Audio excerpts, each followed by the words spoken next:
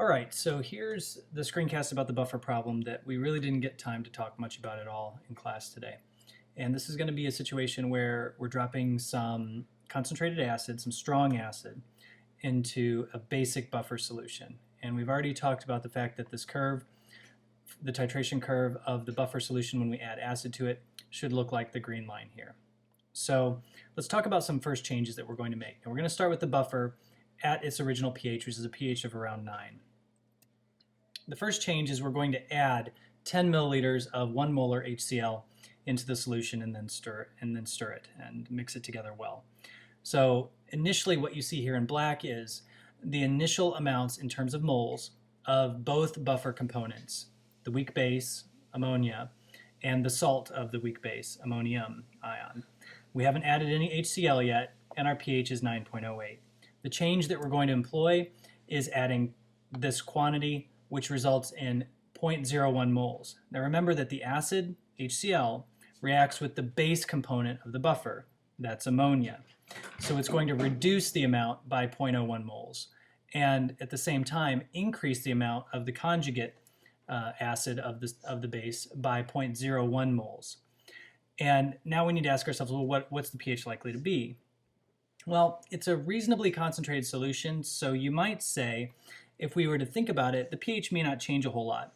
And remember that in terms of the dominating chemical process, it's the reaction between the weak base and the strong acid to make the conjugate of the weak base, and chloride ion as well. And chloride is just a spectator ion in this case. So if we do the simple math from this, we see that now the amount of ammonia has been reduced by 0.01 moles, and the amount of ammonium has been increased by 0.01 moles to 0.06. So fundamentally that changes our ratio of salt to weak base. And we see a very slight change in pH. Our ratio really didn't change much. Before it was 1 to 1, and now it's still pretty close to 1 to 1. So our pH wasn't really affected by that first initial 10 milliliters. So let's think about another change that we can do. And first let's revisit the graph. So we've added 10 milliliters, and we saw a slight drop. Well, let's think about what will happen as we start to add 10 more milliliters.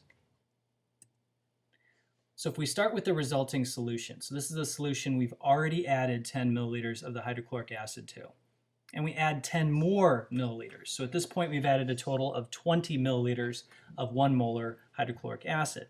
The same fundamental process is going to happen because we still have ammonia in solution. So an equivalent amount of hydrochloric acid is going to react with an equal number of moles of ammonia because they react in a 1-to-1 ratio. Not a whole lot has changed here. The dominant chemical reaction is still the reaction between the weak base and the strong acid, making more of the conjugate acid of the weak base, and then some more chloride ions floating around in the solution, doing really nothing in this case. So let's think about what the pH would be. Well, the only thing that's really changing is our ratio of conjugate to base. So when we look at the overall ratio change, it still is really resisting changes to pH. So it's only dropped about 0.2 of a pH value, which isn't a whole lot at all. And we see an unsurprising change in pH here once again. So let's ask ourselves, okay, we've moved sequentially down the buffered region of this titration curve. Now we're getting pretty close to where any additional amounts of hydrochloric acid should result in a reasonably significant change as we approach the point where there's really not a whole lot of ammonia left in the solution. So for the third change, we're going to add 10 more milliliters. At this point we've added 30 milliliters in total. Again, as long as we've got ammonia in solution, the dominant chemical reaction is going to be between the weak base and the strong acid. And so if we carry that through, we notice now the pH drop is a little bit more. It's around 0.3 of a pH value. So if we continue this on with a fourth change, you can imagine we're getting ever closer to this plummet, this cliff here, where we're going to reach the end point.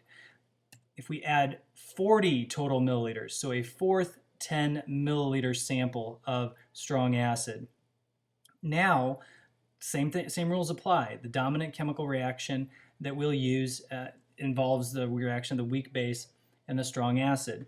All of the pH values that have been calculated using a single equation, the Henderson-Hasselbalch equation, in terms of calculating pOH and then using that to calculate the pH value. So now we're getting extremely close. And we know that we're getting extremely close to the equivalence point because we're seeing an increasing pH drop for an additional 10 milliliters of acid, and we see over here in red that there's just not a whole lot of ammonia left in solution. So let's get to that equivalence point, that little red dot. And with that fifth addition, we'll get there. So now we're at a point where we've neutralized all of the weak base. We've also maximized the amount of ammonium in solution. So we don't really have much HCl left at all. It's approximately 0. We have about 0 of the ammonia, and we have a great amount of ammonium. So the question might be, well, what do we do with the pH in this case?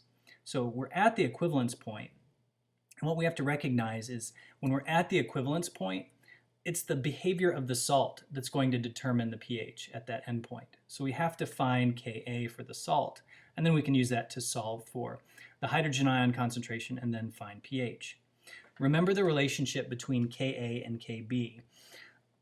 The product of Ka and Kb are always equivalent to Kw, and Kw is always a constant value. It's always 1 times 10 to the minus 14th. So rearranging the equation to solve for Ka, we take 1 times 10 to the minus 14th over the original Kb for the buffer solution, 1.8 times 10 to the minus 5th, and we get a reasonably small value, 5.5 times 10 to the minus 10th. Okay? We then use that, and we have to take into account the volume change at this point. We can set up our Ka expression, which we're comfortable doing for any particular weak acid. So our weak acid in this case is the ammonium ion dissociating into a hydrogen ion and ammonia. We plug in our values, and we don't have any substantial amounts of ammonium or hydrogen ion in solution, so I just put those values in as X, because the idea is that some of the ammonium is going to shift to the right and form ammonia and H+. Notice that I took the number of moles of ammonium that we had built up to this point, and I divided it by the cumulative volume of the solution, 0.150 liters. And that's from the initial 100 milliliters and then the 5, 10 milliliter additions into the solution. And we're making the assumption that all of the volumes are additive at this point. Solve this equation for X. Remember that X is our H+, our hydrogen ion concentration, and you get a value of 1.9 times 10 to the minus 5th, which gives us a corresponding pH value of 4.7.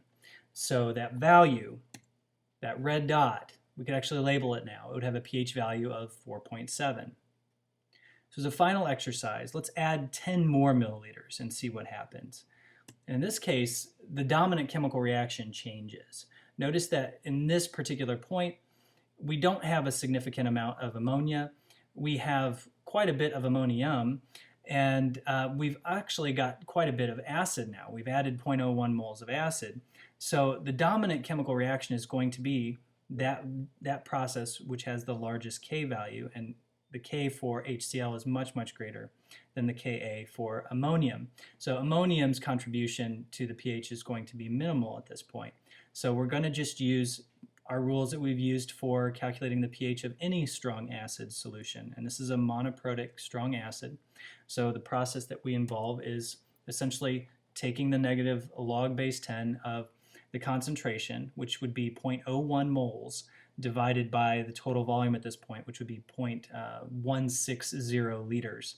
And I think that gives you a value of 0.0625 molar H+ ion concentration. You take the negative log of that, and you'll get a pH of 1.20. So that was the problem I wanted to talk about today. I hope it was helpful for you to think about the process of what happens in a buffer and where the buffer really stops having any buffering capacity after the equivalence point.